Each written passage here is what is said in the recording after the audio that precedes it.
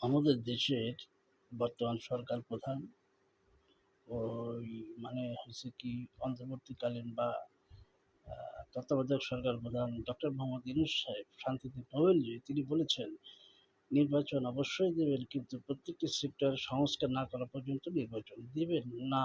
তার মানে উনি আবার একটু উদাহরণ টেনেছেন, নির্বাচনটাকে উদাহরণ দিয়েছেন একটি রেলগাড়ির সাথে। সেই রেলগাড়িটা যখন চলা শুরু হবে, কিসের উপরে চলবে? একটা রেল লাইন তো লাগবে নাকি? কিন্তু সেই রেল লাইনটা কিন্তু এখন স্থাপন করা হয়নি। উনি বলেছেন রেল লাইন স্থাপন করা শুরু হবে খুব তাড়াতাড়ি, সেটা কাজ শেষ হবে, তারপর দিয়ে যে রেলগাড়িটা যাত্রা শুরু করবে, গন্তব্যে পৌঁছাতে একটু দেরি হতেই পারে। তখন আমরা যখন গন্তব্যে পৌঁছায় যাবো, অর্থাৎ সংস্কারের কাজ শেষ হবে, তারপরে নির্বাচন দিতে আর দেরি হবে না।